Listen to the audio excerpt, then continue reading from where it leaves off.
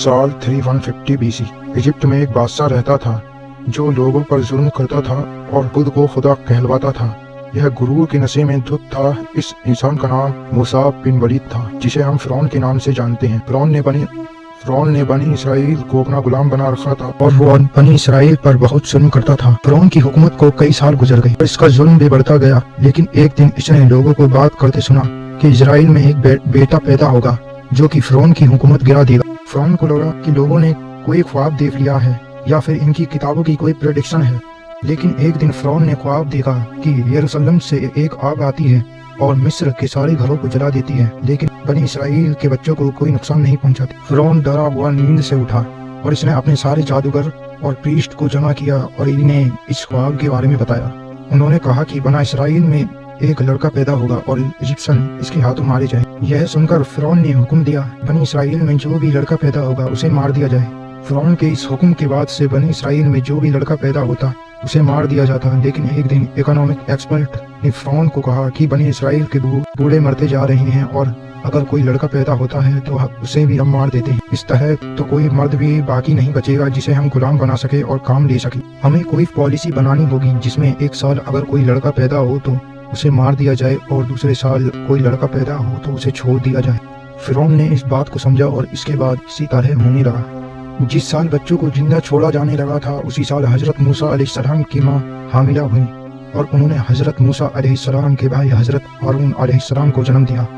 लेकिन इसके अगले साल जब बच्चों को कत्ल किया जाने लगा था उसी साल हजरत मूसा अलैहिस्सलाम पैदा हुए। हजरत मूसा अलैहिस्सलाम की मां को डर था कि इनके बच्चों को कत्ल कर दिया जाएगा। तब ही अल्लाह ने हजरत मूसा अलैहिस्सलाम की मां को इल्हाम फरमाया, इसे दूध पिला, फिर जब तुझे इस पर खौफ हो तो उसे दरिया में डाल दे और खौफ ना कर और गम न, बेशक हम इसे तेरी तरफ फिर लाएंगे और इसे रसूलों में से बनाएंगे। हजरत मूसा अलैहिस्सलाम की मां ने अल्लाह के हुक्म को माना और हजरत मूसा अलैहिस्सलाम को एक टोकरी में डालकर दरिया नील के किनारे जाकर पानी में छोड़। जब हजरत मूसा अलैहिस्सलाम की मां ने इन्हें दरिया में छोड़ा तो अल्लाह ने टोकरी को हुक्म दिया और ये तैरती हुई फिरौन के महल के किनारे दरिया पर आ गई। वहां से महल के नौकरों ने इस टोकरी को उठाया और फिरौन की बीवी के पास ले गए। फिरौन की बीवी एक नेक और अच्छे दिल की औरत थी। जैसे ही उसने हजरत मूसा अलैहिस्सलाम को देखा तो अल्लाह ने उसके दिल में हजरत मूसा अलैहिस्सलाम की मोहब्बत डाल दी।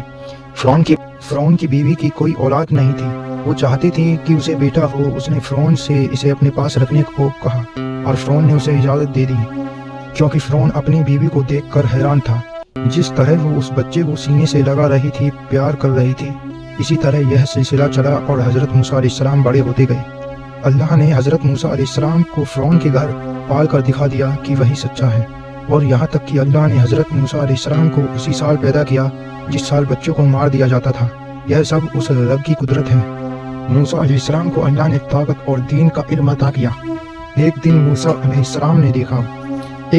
अलैहिस्सलाम ने देखा कि एक इजराइली को कुछ मिस्र के लोग पीट रहे। उस इजराइली ने मूसा अलैहिस्सलाम से मदद मांगी। मूसा अलैहिस्सलाम उसकी मदद करने के लिए आगे बढ़े और तब ही मूसा अलैहिस्सलाम से उस आदमी को गलती से कत्ल कर दिया। मूसा अलैहिस्सलाम को लगा कि उन्होंने बहुत बड़ी गलती कर दी। वो बहुत ज्यादा दुखी हुए और उन्होंने फौरन अल्लाह से माफी मांगी और अल्लाह ने उन्हें माफ कर दिया, क्योंकि मूसा अलैहिस्सलाम का उस इंसान को खत्म करने का कोई इरादा नहीं था। वो तो बस उस मजलूम की मदद करना चाहते थे। अगले ही दिन फिर मूसा अलैहिस्सलाम ने देखा कि वही इंसान जिसे कल लोग मार रहे थे आज फिर वो एक लड़ाई में पड़ा हुआ है। मूसा अलैहिस्सलाम उसके पास गए और उसे कहा कि तुम मुझे झगड़ालू लगते हो, तुम्हारा हर रोज किसी न किसी से कोई झगड़ा रहता है। उस इंसान को लगा कि मूसा अलैहिस्सलाम उसे भी मार देंगे जैसे कल उस मिस्री को मारा था। तो उस इजराइली ने मूसा अलैहिस्सलाम से कहा कि क्या तुम मुझे भी मारोगे, तुमने कल उस मिस्री को मारा था। जैसे ही उसने ये कहा उसके साथ जो मिस्र के लोग लड़ रहे थे उन्होंने ये सुन लिया और जाकर अथॉरिटीज को खबर दे दी कि मूसा ने एक मिस्री का कत्ल कर दिया। इसके फौरन बाद एक इंसान ने मूसा अलैहिस्सलाम को आकर बताया कि चीफ ने तुम्हारे खिलाफ मुकदमा चलाया है और तुम्हें कत्ल करने का मशवरा किया। मैं तुम्हें मशवरा दूंगा कि भाग जाओ। मूसा अलैहिस्सलाम को जैसे ही ये पता तो वो बगैर किसी तैयारी के मिस्र से भाग। उनके पास ना तो कपड़े थे ना कुछ खाने के लिए था। वो गर्म रेत पर नंगे पांव चल रहे थे। उन्हें फिरौन के लोगों का खौफ था कि कहीं वो उन्हें कत्ल ना कर दें, इसलिए वो चलते गए। वो मध्याह्न की तरफ सफर कर रहे थे जो सीरिया और मिस्र के दरमियान एक इलाका था। इस सफर में मूसा अलैहिस्सलाम के साथ कोई न था सिवाय अल्लाह के। मूसा अलैहिस्सलाम ने लगातार 8 रातों तक सफर किया, जहां वो दिन के वक्त छुप जाया करते थे और रात के वक्त सफर करते थे। रेगिस्तान पार करने के बाद मूसा अलैहिस्सलाम एक जगह पहुंचे जहां वो एक दरख्त के नीचे लेट गए। उन्हें बहुत ज्यादा भूख प्यास लगी थी और वो बहुत ज्यादा थक चुके थे। वहीं मूसा अलैहिस्सलाम ने देखा कि 2 औरतें बकरियों को पानी पिला रही थीं। उन औरतों को मर्द की जरूरत थी क्योंकि जिस चश्मे से पानी निकलता था उसके मुंह पर एक बड़ा पत्थर रखा था जिसे 10 लोग मिलकर हटाते थे। मूसा अलैहिस्सलाम ने अपनी प्यास को छोड़कर उन औरतों की मदद की और उस पत्थर को अकेले हटा दिया क्योंकि मूसा अलैहिस्सलाम को अल्लाह ने काफी ताकत बख्शी थी। उन औरतों ने उस चश्मे से अपने रिवर को पानी पिलाया और वापस घर चली गईं। घर जाकर उन औरतों ने अपने बूढ़े बाप को इस वाक़ये के बारे में बताया तो उनके बूढ़े बाप ने मूसा अलैहिस्सलाम को अपने घर आने की दावत दी। मूसा अलैहिस्सलाम ने इस दावत को कबूल किया। वहाँ उन्होंने उन औरतों के बाप को सब कुछ सच बता दिया कि वो मिस्र से क्यों भागकर आ रहे हैं। उस बूढ़े इंसान ने मूसा अलैहिस्सलाम को अपने घर में जगह दी। वो बूढ़ा मूसा अलैहिस्सलाम की उन बेटियों के लिए की गई मदद से खुश हुआ।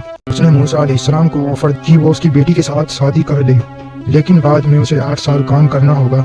मूसा अलैहिस्सलाम को ये सही लगा क्योंकि उसे इस जगह कोई जानता नहीं था और ना ही उनके पास रहने के लिए कोई घर था। मूसा अलैहिस्सलाम ने उसकी बेटी के साथ शादी कर ली। इसके बाद मूसा अलैहिस्सलाम ने 10 साल काम किया। ये 10 साल मूसा अलैहिस्सलाम की जिंदगी के बहुत अहम दिन थे। इन पलों में मूसा अलैहिस्सलाम अल्लाह की कुदरत पर गौर करते रहे। कभी वो सूरज को तुलू और गुरूब होते देखते तो कहीं रात को सितारों पर गौर करते। वो डिफरेंट चीजों को ऑब्जर्व करते रहे। इन 10 सालों में अल्लाह ने मूसा अलैहिस्सलाम के माइंड को ट्रेन करते रहते। मूसा अलैहिस्सलाम ने अपने घर मिस्र वापस जाने का फैसला किया। मूसा अलैहिस्सलाम अपनी माँ और भाई से मिलना चाहते थे और वैसे भी उन्हें उस मिस्री को मारे अब 10 साल हो चुके थे, इसलिए उन्हें वापस जाने में कोई खतरा भी नजर नहीं आया। मूसा अलैहिस्सलाम अपनी फैमिली को लेकर मिस्र निकल पड़े, लेकिन उन्हें क्या पता था कि इनकी जिंदगी बदलने वाली है। मूसा अलैहिस्सलाम सफर करते हुए एक पहाड़ पर पहुंचे जिसका नाम था कोही तूर। वहां उन्हें दूर कहीं आग जलती नजर आई। मूसा अलैहिस्सलाम जिस्म को गर्म रखने के लिए आग लेने गए। जैसे ही वो आग के पास पहुंचे तो उन्हें एक खूबसूरत आवाज सुनाई दी, ए मूसा, मैं अल्लाह हूँ, इस कायनात का रब। मूसा अलैहिस्सलाम ने घबराकर इधर उधर देखा। उसे फिर से आवाज सुनाई दी, ए मूसा, तेरे दाएं हाथ में क्या है? मूसा अलैहिस्सलाम ने कांपते हुए जवाब दिया, ये मेरा ऐसा है जिस पर मैं टेप लगाता हूँ और जिससे मैं अपनी भेड़ों के लिए साके मारता हूँ। उसी आवाज ने उन्हें हुक्म दिया, अपनी लाठी फेंक दो। उन्होंने ऐसा ही किया और फौरन ही लाठी सांप बन गई। मूसा अलैहिस्सलाम भागने के लिए मुड़े, लेकिन आवाज ने दोबारा उन्हें कहा, डरो नहीं, इसे पकड़ो, हम इसे इसकी पहली हालत में लौटा देंगे। सांप वापस अपनी लाठी में बदल गया। मूसा अलैहिस्सलाम का डर खत्म हो गया। उन्होंने महसूस किया कि वो हक की गवाही दे रही है। ये गौर करने बात यह है कि पहले अल्लाह ने हजरत मूसा अलैहिस्सलाम को उस छड़ी के फायदे याद दिलाए और फिर उसे कहा फेंक दो। इसके बाद जब वो छड़ी सांप बन गई तो अल्लाह ने कहा कि उस छड़ी को उठाओ, यहाँ बड़ी ही कमाल का सब छुपा हुआ है। अपनी पसंदीदा चीजों को अल्लाह की राह में कुर्बान करोगे और उन चीजों को जो कि तुम्हें बुरी लगती हैं अल्लाह के लिए अपनाओगे, तब कामयाब रहोगे। इसी में पूरा का पूरा दीन छुपा है। फिर अल्लाह ने मूसा अलैहिस्सलाम को हुक्म दिया कि अपने हाथ अपनी चादर में डालो। जब उन्होंने इसे बाहर निकाला तो हाथ में एक शानदार चमक थी। फिर अल्लाह ने मूसा अलैहिस्सलाम को हुक्म दिया कि तुम्हारे रब की तरफ से ये 2 निशानियां हैं। फिरौन और इसके सरदारों के पास जाओ क्योंकि वो बदकार गिरोह है और हद से गुजर चुके हैं। अल्लाह ने मूसा अलैहिस्सलाम को अपनी हिफाजत का यकीन दिलाया और इनके दिल को सुकून दिया। मूसा और हारून अलैहिस्सलाम एक साथ फिरौन के पास गए और इसे अपना पैगाम पहुंचाया। मूसा अलैहिस्सलाम ने इसे अल्लाह के दीन की दावत दी। फिर उसने सोचा कि मूसा पागल है, तो इसने मुझ जैसे इंसान के सामने बात करने की जरूरत की। उसने पूछा, तुम क्या चाहते हो? मूसा अलैहिस्सलाम ने जवाब दिया, मैं चाहता हूँ कि तुम बनी इसराइल को हमारे साथ भेज दो। फिर फिरौन ने पूछा कि मैं क्यों भेजूं? ये मेरे गुलाम हैं। मूसा अलैहिस्सलाम ने जवाब दिया, ये अल्लाह के बंदे हैं। फिरौन ने मूसा और हारून अलैहिस्सलाम को हिरासत में ले लिया और इसने दुनिया के बेहतरीन जादूगरों को इकट्ठा किया। मूसा अलैहिस्सलाम को जादूगरों के दरमियान एक मुकाबला करने की तैयारी शुरू कर दी। मुकाबले को देखने के लिए बेताब था। इसके शुरू होने से पहले मूसा अलैहिस्सलाम उठे तो बड़े हुजूम में खामोशी छा गई।